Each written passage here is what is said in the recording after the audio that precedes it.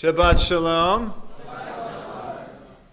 Years ago, when my wife and I had first started dating, I thought I would be really romantic. So I got her tickets to see the opera.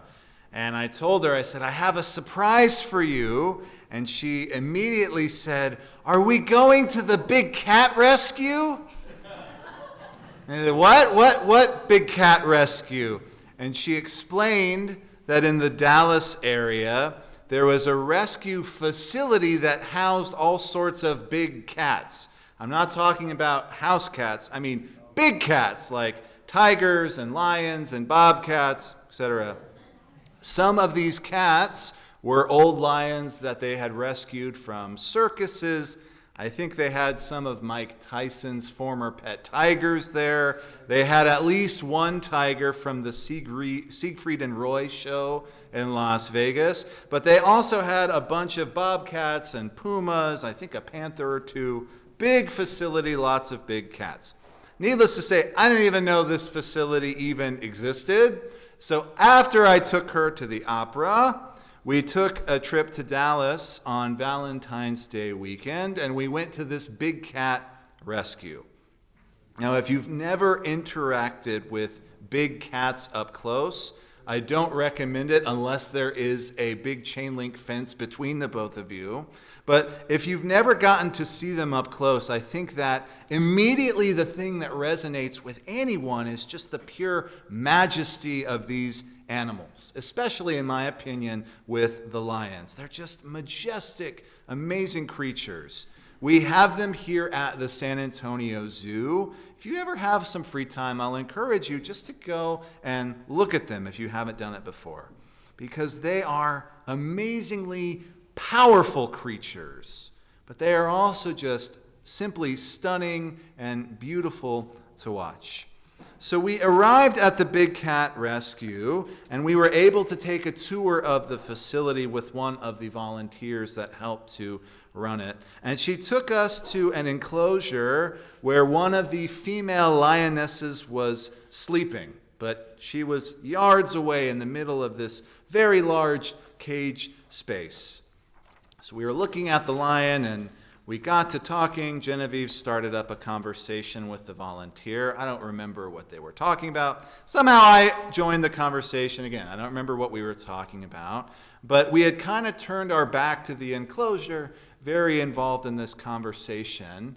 And before I knew it, I turned and noticed that the lioness that was standing in or sitting in the middle of the structure was now standing on the other side of this cage just looking at us.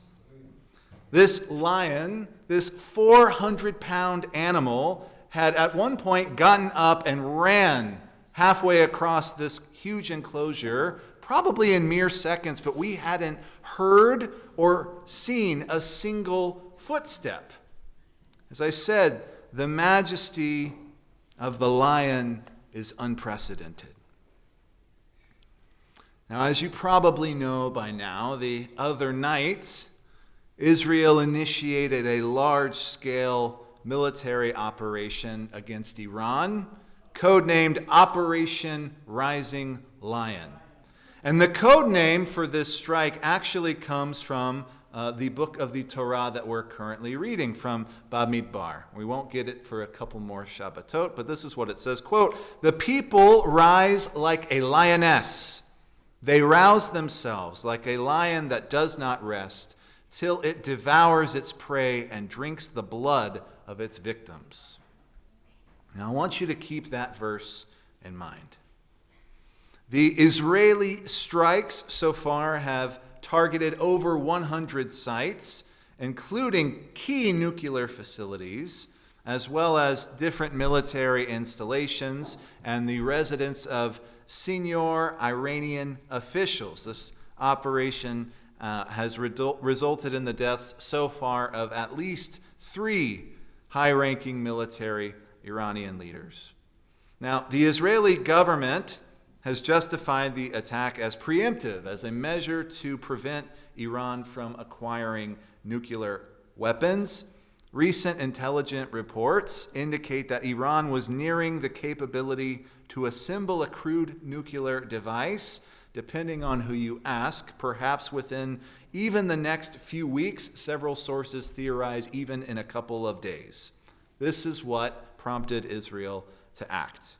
And you've probably also heard by now that in response, Iran has fired over 150 ballistic missiles and more than 100 drones at Israel thus far. And we know that these attacks have resulted in at least 3 Israeli fatalities, numerous injuries. But we're in Shul today, so I want to pivot and talk about the Torah this morning, our Parsha for the week, Beha'alotecha.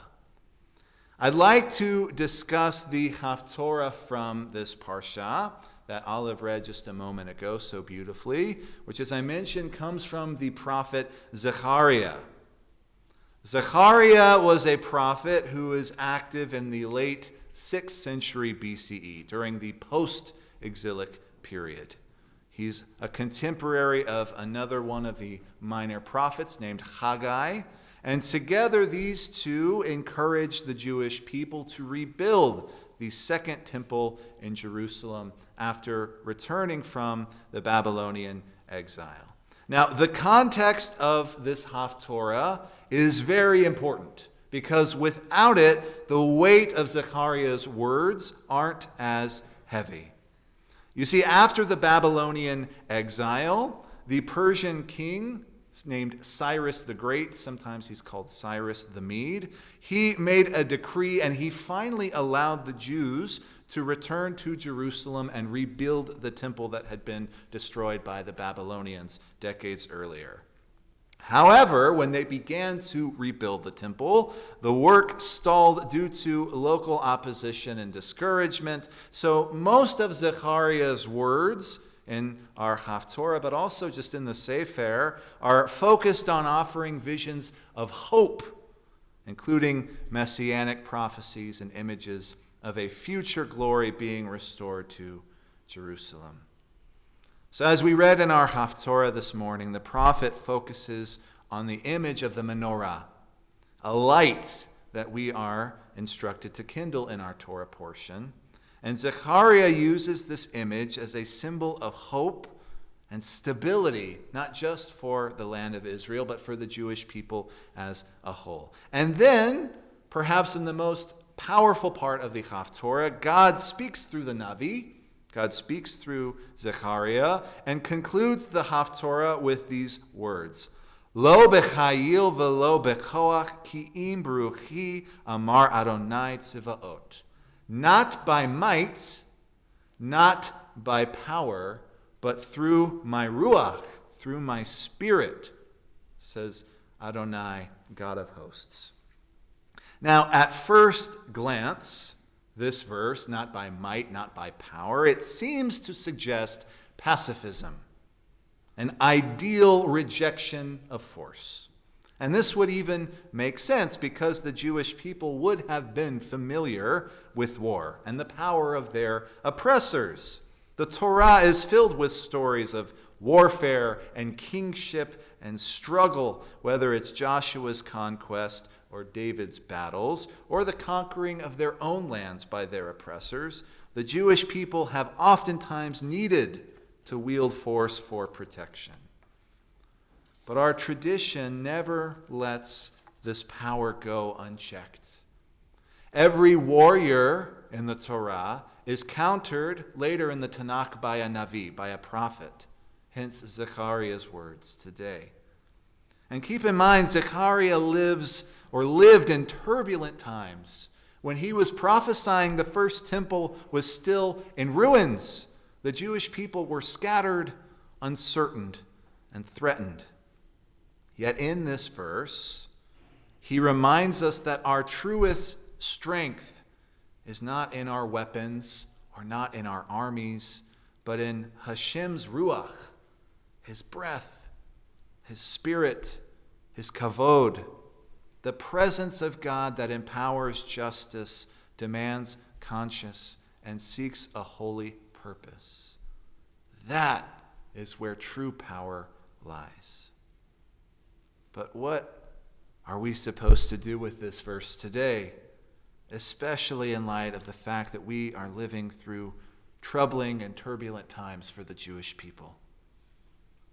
Well, I think we need to go back to that lion at the rescue.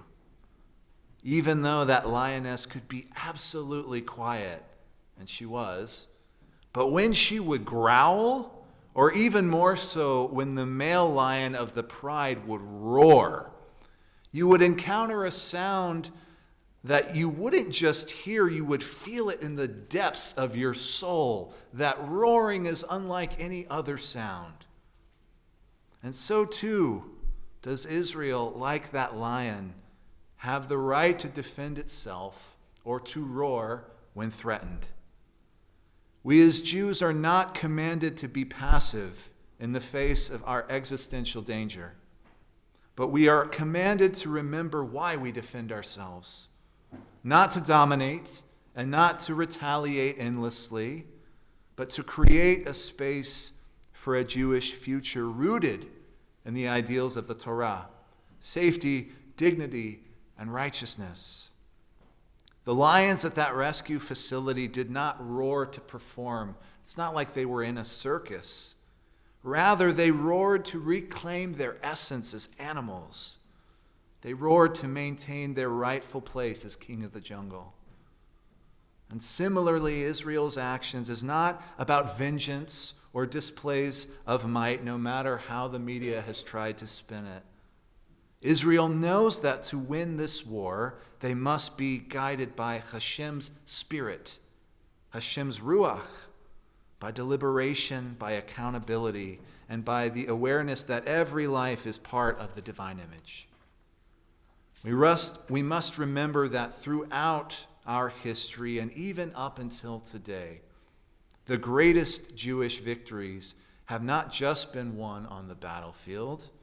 They were and are still won first in our hearts, later in the home and in the classroom and in the synagogue.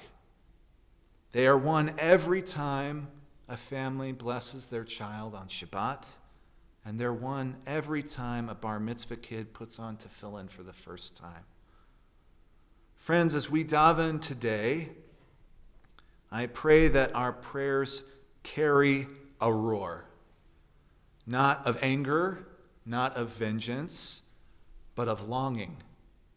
Longing for a time in the future, like Zechariah describes, when Israel needs no guards, where the leaders of the world will consistently act with wisdom, and a time when we finally learn to listen, not to just the threats of our enemies, but to the quiet voice of Hashem that is within all of us. Not by might, not by power, but through God's Spirit. Shabbat Shalom. Am Yisrael Chai.